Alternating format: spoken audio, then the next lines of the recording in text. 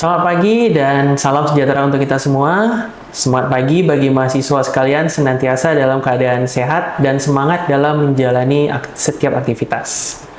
Perkenalkan, nama saya Muhammad Agung Anggoro, SE MSc, dosen pada program studi S1 Manajemen Fakultas Ekonomi, Universitas Prima Indonesia.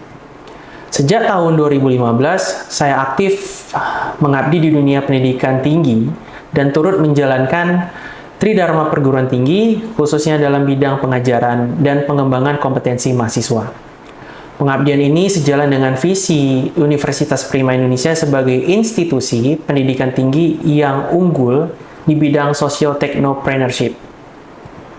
Pada video ini, saya akan menyampaikan pembukaan dan pengantar untuk mata kuliah kewirausahaan, yang merupakan mata kuliah wajib bagi mahasiswa semester 3 pada program studi manajemen dengan beban studi sebesar 2 SKS. Mata kuliah ini telah saya ampuh secara konsisten dalam 3 tahun terakhir. Mata kuliah kewirausahaan bertujuan untuk membentuk mindset kewirausahaan mahasiswa dan membekali mereka dengan pemahaman serta keterampilan dalam mengidentifikasi, merencanakan, dan mengelola usaha secara mandiri. Pembelajaran dirancang agar mahasiswa mampu menjadi kewirausahaan yang aktif, kreatif, inovatif, dan adaptif terhadap perubahan lingkungan bisnis. Dalam perkuliahan ini terdapat 2 acuan penting yang menjadi dasar pelaksanaan dan evaluasi, yaitu capaian pembelajaran lulusan atau CPL dan capaian pembelajaran mata kuliah CPMK. Dari sisi CPL atau capaian pembelajaran lulusan, mata kuliah ini memuat kontribusi terhadap beberapa capaian lulusan antara lain sikap, memiliki semangat kewirausahaan, tanggung jawab profesional, serta kepekaan terhadap masyarakat dan lingkungan. Pengetahuan, memahami teori dan praktik kewirausahaan dalam berbagai sektor bisnis. Keterampilan umum, mampu berpikir logis, kritis, dan sistematis dalam menyelesaikan masalah bisnis. Keterampilan khusus, mampu mengelola dan menjalankan usaha, menyusun rencana bisnis, dan mengambil keputusan manajerial yang tepat berdasarkan analisis peluang dan resiko. Adapun pembelajaran yang akan saya ajarkan sesuai dengan rancangan pembelajaran semester antara lain, pertemuan pertama, pendahuluan, kita akan memahami mengenai latar belakang, mengubah pola pikir, keuntungan dalam wirausaha, dan jurus awal menjadi pengusaha. Pertemuan kedua, membahas mengenai pengertian kewirausahaan, etika dalam wirausaha, tujuan dan manfaat dari etika wirausaha, sikap dan perilaku wirausaha, dan ciri-ciri wirausahawan yang berhasil. Pertemuan ketiga, penyusunan rencana bisnis, memahami pengertian dan manfaat analisis kelayakan bisnis, pengertian dan manfaat rencana bisnis, elemen dan format rencana bisnis, bagaimana investor dan kreditur menilai rencana bisnis, kewirausahaan, dan praktis. Pertemuan keempat, mempelajari legalitas usaha, tanda daftar perusahaan, surat izin usaha perdagangan, dan nomor izin berusaha atau NIB. Pertemuan kelima, membahas mengenai pemasaran entrepreneurial, pemasaran gerilya atau guerrilla marketing, pasar sasaran, buzz marketing, viral marketing, identifikasi keinginan dan kebutuhan pelanggan melalui riset pasar, pemasaran di website, keunggulan dan kekurangan e-commerce, mitos pada e-commerce, dan strategi sukses di dalam e-commerce. Pertemuan keenam, membahas pengertian modal, jenis-jenis modal, sumber-sumber modal, dan kelebihan dan kekurangan dalam modal. Pertemuan ketujuh, penetapan harga berdasarkan citra, persaingan dan nilai, teknik penetapan harga untuk pengecer, manufaktur, dan bisnis jasa. Pertemuan ke-8 itu adalah ujian tengah semester. Pertemuan 9, pengertian mengenai kebutuhan usaha, menghitung biaya kebutuhan usaha. Pertemuan 10, studi kasus. Di dalam sesi ini dilakukan pembentukan kelompok kerja tugas yang sifatnya membahas dan menyelesaikan dari kasus isu yang dianggap viral. Pertemuan 11, memulai sesuatu usaha, membangun sebuah jaringan bidang usaha yang ingin dipilih. Pertemuan 12, membahas mengenai pengertian bank, jenis-jenis bank, pengertian simpanan, dan lembaga keuangan bukan bank. Pertemuan 13, pengertian pinjaman, jenis-jenis pinjaman, pengertian angsuran pinjaman, prosedur dan syarat pinjaman. Pertemuan 14, pengertian strategi pemasaran, memahami perubahan pasar. Pertemuan 15, pengertian pesaing, memahami dan menganalisis pesaing, dan terakhir pertemuan 16 adalah ujian akhir semester. Adapun CPMK dari mata kuliah ini adalah mahasiswa mampu menguraikan prinsip dasar kewirausahaan, merancang rencana bisnis, menganalisis aspek legalitas dan pemasaran, serta memahami strategi permodalan dan pengembangan usaha. CPMK ini dikembangkan dari silabus dan RPS yang telah disusun berdasarkan standar mutu akademik dan kebutuhan dunia usaha saat ini. Proses pembelajaran dilakukan secara luring atau tatap muka selama 16 pertemuan, didukung dengan media pembelajaran daring melalui platform Sepada Unpri. Strategi pengajaran berpusat pada mahasiswa atau Student Centered Learning dan dikemas melalui metode DIA, Delivery, Interaction, serta dan Assessment. Saya juga menyertakan diskusi kasus nyata dan latihan proyek rencana bisnis agar mahasiswa dapat langsung mengaplikasikan konsep dalam konteks real. Penilaian pencapaian belajar mencakup pertama, partisipasi aktif sebesar 10%, tugas meliputi pretest dan posttest 10%, ujian tengah semester 30%, ujian akhir semester 40%, dan kehadiran 10%. Nilai akhir yang diperoleh mahasiswa akan dikonversikan ke dalam rentan huruf A, B, C, D, atau E, sesuai dengan standar akademik yang berlaku di Universitas Prima Indonesia. Nilai A diberikan untuk capaian yang sangat baik, yaitu skor 80-100, B untuk baik skor 70-79, C untuk cukup skor 60-69, D untuk kurang skor 31-59, dan E untuk tidak lulus skor 0-30, dengan batasan kelulusan minimum pada nilai C. Saya juga menyediakan ruang diskusi di luar kelas, baik secara langsung melalui grup komunikasi seperti WhatsApp Group, untuk mendukung proses belajar yang inklusif dan interaktif. Demikianlah pembukaan yang dapat saya sampaikan. Besar harapan saya, melalui mata kuliah ini mahasiswa tidak hanya memiliki pemahaman teoritis, tapi juga mampu menerapkan semangat dan praktik kewirausahaan secara nyata dalam kehidupan profesional mereka ke depannya. Terima kasih dan salam kewirausahaan. Selamat sore semuanya. Oke. Kali ini di pertemuan ketiga kita memasuki materi mengenai penyusunan rencana bisnis. Menurut teman-teman, sebelum saya masuki slide berikutnya, kira-kira ada nggak di benak kalian penyusunan rencana bisnis nih? Satu kata atau dua kata?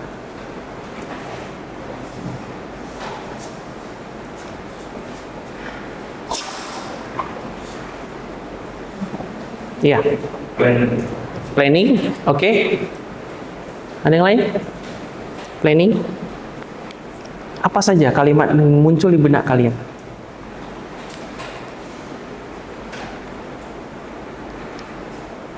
Udah?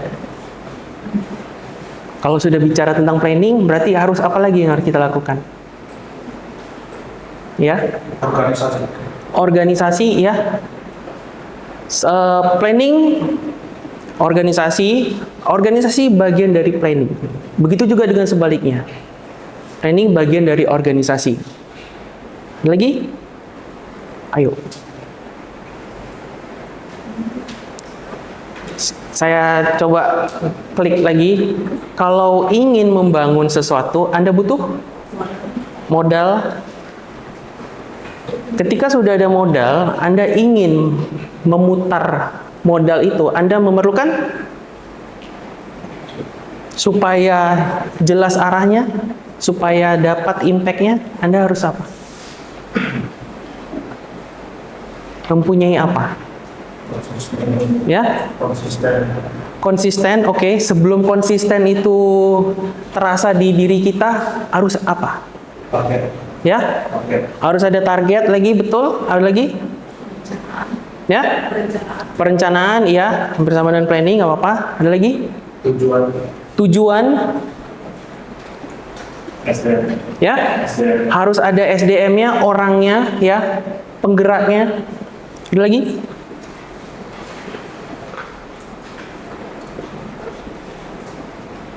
Oke, cukup ya, sedikit memanaskan suasana. Lalu masuk ada teknik dan gaya penulisan. Yang namanya penyusunan rencana usaha itu seperti Anda membuat proposal. Mengorganisasikan secara sistematik berkaitan dengan ringkasan eksekutif, isi rencana usaha, tabel-tabel, grafik, dan lampiran. Nah, ini penting. Nanti saya akan tampilkan formatnya seperti apa. Ya. Lalu terakhir dibukukan ya, dikumpulkan dari semua rancangan-rancangan itu dibuat dalam bentuk buku atau laporan. Nah, inilah yang namanya rencana usaha. Mulai dari strategi, siapa saja orang-orang yang terlibat di dalamnya, ya. Lalu ingin bangun usaha jenis apa, ingin jualan produk barang atau jasa, lalu dituliskan dalam bentuk buku. Oke? Nah, kita masuk ke slide berikutnya mengenai pengertian dan manfaat analisis kelayakan bisnis. Analisis kelayakan bisnis adalah menilai apakah ide bisnis layak dijalankan. Dari rencana bisnis masuk ke dalam analisis kelayakan bisnis. Apakah ide ya yang kita lihat ini baru ide ya. Walaupun dalam buku ya, dibentuk dalam buku, tapi harus dinilai lagi apakah ini layak dijadikan sebuah bisnis. Apa manfaatnya untuk menentukan potensi kesuksesan usaha? Anda bangun usaha bukan untuk rugi kan? Anda membangun usaha, Anda ingin untung. Kadang orang menilai ya sedikit usaha untungnya gede. Rata-rata gitu ya. Itu hukum yang umum sekali, hukum ekonomi sekali. Lalu aspek-aspek dari analisis kelayakan bisnis itu ada produk dan jasa. Ya produk ya, bisa ada jasa juga. Produknya seperti apa yang akan ditawarkan ke orang, ingin dijual ke orang seperti apa. Contoh, merek Minso ya, tahu kan? Miniso, bukan Minso ya, Miniso. Ada beberapa hal yang saya lihat dia juga menjual, kita bilang dia merchandise ya, lebih sifatnya merchandise ya. Itu dilihat di edisi-edisi tertentu. Kemarin Barbie, ada yang beli? Ada yang beli Barbie? Ada kan? Ada, tapi ada ya jualan kan serba pink. Ada yang versi edisi One Piece ya? Ada. Mungkin para penggemar komik One Piece juga ingin membelinya, ya kan? Nah, itu kenapa bisa muncul itu? Karena ingin melihat seberapa antusias orang satu hobi, maka dijadikan satu produk, seberapa laku itu produk ketika di launching. Makanya itu harus dilihat aspek-aspeknya. Ya, begitu juga dengan jasa. Seperti tadi saya bilang, jasa cuci kendaraan itu pasti laku. Orang butuh. Mungkin pertama dia nggak punya tempat. Dia nggak punya tempat untuk mencuci sendiri. Atau dia nggak punya waktu untuk dia cuci sendiri. Jadi dia butuh orang untuk mencuci kendaraan. Industri dan pasar. Pasar ada. Seperti teman-teman lihat, di sekitar kita tuh pasar tuh banyak. Ya, coba teman-teman lihat sendiri, ini kenapa ada warkop ya di samping, terus di depan ada kafe. Kenapa dibangun itu? Targetnya mahasiswa. Mahasiswa yang kelaparan. Ya, mungkin sebagian dari kalian ada yang kerja. Nggak sempat, karena harus ngejar jam perkuliahan. Bisa jadi kan? Targetnya ada mahasiswa yang kelaparan sore hari.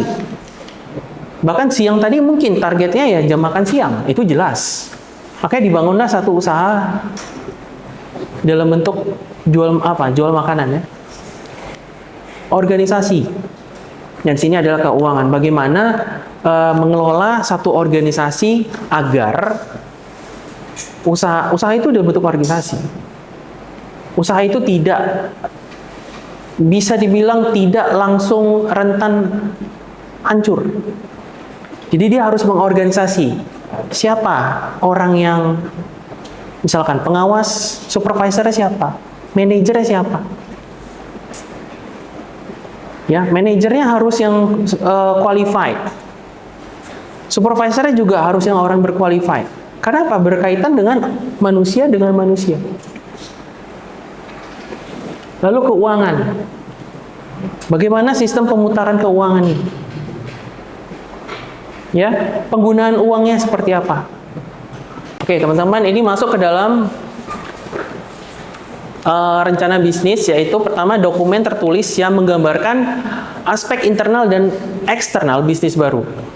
Kalau tadi internal, kita terkait dengan bagaimana kita memilih ya mungkin SDM yang kita jalankan. Nah, bagaimana dengan eksternal? Kira-kira siapa aja yang terkait dengan bisnis yang terkait dengan eksternal? Contoh, penyedia bahan baku. Bener kan? Kalau Anda punya usaha pastry, toko roti, berarti Anda butuhkan siapa? Anda membutuhkan mitra kan? Jaringan. Itu eksternal, di luar itu. Penyedia bahan baku, tepung, gula, minyak, mentega. Karena Anda sendiri nggak bisa menghasilkan itu sendiri secara internal kan, jadi Anda butuh yang namanya eksternal. Oke. Rencana bisnis juga digunakan untuk pengembangan bisnis yang ada. Nah, bagaimana dengan bisnis yang ada? Maksudnya itu adalah cabang. Apakah cabang dianggap membantu keuntungan? Ada yang bisa ingin jawab? Apakah pengembangan bisnis, yaitu contoh membuka cabang baru, apakah dinilai dapat membantu keuntungan bagi usaha? Tidak. Iya. Alasannya? Kenapa saya harus buka cabang? Dan kenapa saya tidak harus buka cabang? Kan teman-teman ada kalau misalkan jual makanan ya, beli makanan, tidak ada cabang. Kenapa dia berani buat itu? Apa alasannya? Ada yang bisa ngasih jawaban? Ya? Untuk memperbesar nama perusahaan. Untuk memperbesar nama perusahaan atau untuk memperbesar branding. Lalu misalnya, untuk apa saya harus buka cabang?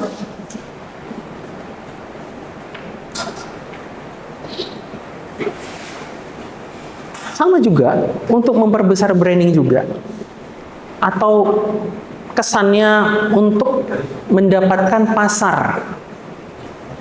Dia mungkin kalau buka, misalkan dia kantor utamanya atau tempat utamanya itu di Medan, lalu dia buka di kota lain, misalnya di Tebing, ya, atau kota yang berjarak dari Medan 2 jam dari sini. Tapi dia rela membuka cabang. Seperti yang teman-teman tahu, kalau buka cabang, Anda butuh modal besar lagi. Modalnya sama dengan Anda membuka. Artinya ada sebuah pertaruhan yang besar kan? Nah, untuk apa dia buka cabang seperti itu? Supaya dia dapat pasar yang dinilai unik atau baru. Itu dia. Lanjut, apa manfaatnya bagi pelaku usaha atau wirausaha? Pertama, mendorong penilaian usaha secara objektif. Dia ingin tahu seberapa cintanya orang terhadap produk-produknya.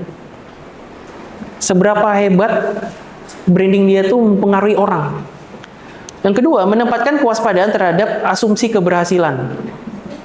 Itu menempatkan bahwasanya ketika kita sudah menjual produk, bukan berarti kita merasa berhasil. Ya, yang namanya berhasil itu ketika kita sudah mengumpulkan dalam 1 tahun, ya, lalu kita mengambil berapa profit per tahunnya, itu baru bisa dikatakan untung atau berhasil, ya. Tapi kalau berhasil menjual, itu seperti layaknya Anda mengevaluasi akan keberhasilan Anda. Khususnya apa? Kalau saya udah berhasil menjual laptop ini, ya, seberapa puas orang memakai laptop ini? Walaupun orang sudah menilik, ya, melihat-lihat kanan kiri, ya, ini cocok nggak ya untuk saya? Misalkan saya sebagai mahasiswa contohnya, apakah dengan spek yang seperti ini cocok untuk saya? Nah, bagi si penjual laptop itu juga memikirkan apakah laptop itu sudah sesuai kah atau tidak. Nah, ketika kuat, udah deh, berarti yakin ini perusahaan kuat. Jadi nggak merasa ragu untuk memberikan investasi di situ. Apa manfaatnya bagi investor? Pertama, menjelaskan potensi pasar dan strategi, kemampuan memenuhi utang, lalu identifikasi resiko dan rencana kontingensi, panduan evaluasi bagi investor dan penilaian terhadap kemampuan manajerial. Nah, hal ini ketika saya bilang tadi, kenapa berani membakar uang atau perusahaan itu berani mempromosikan secara besar-besaran? Ya, promosi adalah butuh uang tuh. Promosi itu adalah salah satu cost operasional paling besar. Itu sekitar 60%. Ya, supaya gini, investor melihat kemampuan perusahaan dalam hal manajerial, untuk melihat berapa besar pasar dan strategi yang telah udah berhasil dijalankan. Nah, slide berikutnya, ini adalah format perencanaan bisnis. Ini adalah bagaimana cara membuat book proposal yang untuk membangun satu usaha. Di sini ada ringkasan eksekutif, ada pernyataan visi misi. Ini penting nih, visi misi ini. Ya, lalu ada sejarah perusahaan. Kalau ini tapi bagi perusahaan yang sudah berjalan, ya, artinya Anda mencari investor, ya, tambahan. Kalau tidak ada, ini nggak perlu dibuat. Lalu profil bisnis dan industri. Lalu ada strategi bisnis, produk dan jasa perusahaan, strategi pemasaran, ada lokasi dan tata letak, uraian tim manajemen, rencana operasi, perkiraan keuangan, dan proposal pinjaman atau investasi, terakhir lampiran. Ini adalah alat untuk merayu investor, ya, dibuat secara jujur, karena niat kalau bangun usaha itu kan Anda nggak mau untuk nipu orang, ya. Lain kalau misalkan terjadi satu perubahan dalam pasar, ya, atau birokrasi tertentu, ya, itu juga harus dipikirkan dan itu harus dituangkan ke dalam sini. Nah, di dalam penilaian investor dan kreditur ada 5C, ada kapital, modal, ada capacity, kapasitas membayar, ya, kalau ada utang, ya, itu seberapa kuat perputaran modal untuk membayar utang setiap bulannya. Lalu ada kolateral, jaminan.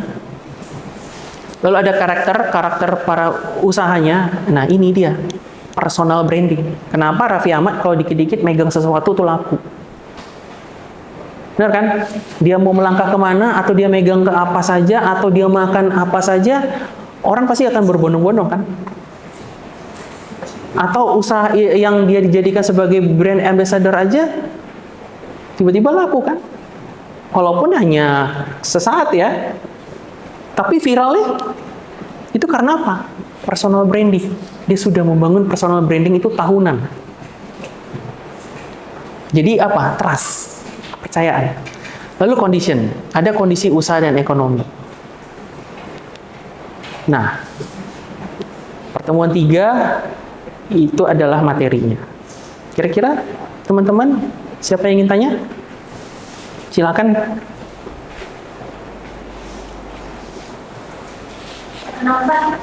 Perkenalkan Pak, Ya. saya Fiona Salim. Ya. Saya ingin bertanya kepada Bapak, apa tujuan utama dari melakukan analisis kelayakan bisnis sebelum menyusun rencana bisnis? Itu saja pertanyaan saya. Oke, terima kasih. Oke, saya langsung jawab, ya. Organisasi, lalu ada keuangan. Lalu dengan melakukan analisis ini, setidaknya pelaku usaha itu menghindari resiko. Saya nggak bilang ini harus menghindari sih, tapi meminimalkan resiko. Resiko tetap ada. Ya, mau tidak mau akan terkena juga, tapi setidaknya tidak separah yang tidak membuat strategi ya. Nah, gitu aja. Kira-kira gimana? Ada lagi? Ya, terima kasih. Perkenalkan, nama saya Rizani Pak. Saya Ya. ingin menanyakan apa sih 4 aspek utama dalam analisis kelayakan bisnis? Gitu, Oke, terima kasih. Untuk pertanyaan kamu, saya akan jawab. Ada 4 aspek. Yang pertama, kelayakan produk dan jasa. Itu menilai apakah produk atau jasa itu ditawarkan memiliki nilai dan dapat diterima oleh pasar. Yang kedua, kelayakan industri dan pasar. Menilai apakah industri tempat bisnis beroperasi memiliki prospek yang cerah, ya, dan apakah pasar cukup besar untuk mendukung pertumbuhan. Ketiga, kelayakan organisasi. Untuk menganalisis struktur organisasi, tim manajemen dan kemampuan manusia di dalamnya itu dalam menjalankan usaha. Dan terakhir, kelayakan keuangan. Ini penting ya bagi pemilik modal atau investor. Menghitung proyeksi pendapatan dan biaya, lalu serta memastikan usaha memiliki profitabilitas dan arus kas yang sehat. Ya, sekiranya itu bisa menjawab pertanyaan kamu. Ya, terima kasih. Ada lagi? Silakan. Ya. Pertanyaan saya itu apa manfaat rencana dan usaha dan Oke. investor? Ya, oke. Berarti ada 2 nih yang akan saya bahas ya, para pelaku usaha dan investor. Kalau bagi para pelaku usaha, itu rencana bisnis berfungsi untuk melihat usahanya secara objektif. Lalu membantu dalam penyusun strategi dan menyediakan acuan untuk menilai kinerja usaha. Kedua, bagi investor. Ya, analisis kelayakan bisnis ini seperti buku panduan dia atau informasi bagi dirinya. Itu penting untuk melihat seberapa besar potensi pasar, strategi usaha, dan proyeksi keuangan, sehingga dapat membantu mereka dalam mengambil keputusan investasi. Oke. Ada lagi? Oke, saya rasa itu saja. Sehingga saya akan buat kesimpulan. Yang pertama, apa kesimpulan dari pertemuan ini? Analisis kelayakan bisnis membantu memastikan apakah ide usaha itu layak dijalankan. Rencana bisnis penting untuk menggambarkan strategi dan arah usaha. Yang ketiga, investor dan kreditur menilai kelayakan usaha berdasarkan aspek 5C. Dan terakhir, perencanaan yang matang meningkatkan peluang keberhasilan bisnis. Oke teman-teman, saya rasa itu dulu perjumpaan kita di sesi kali ini di pertemuan 3. Terima kasih yang sudah bertanya. Semoga nanti di pertemuan berikutnya kita akan mereview. Berarti kan pertemuan berikutnya adalah pertemuan 4. Kita akan mereview lagi pertemuan hari ini, ya. Terima kasih dan selamat menjalankan aktivitasnya.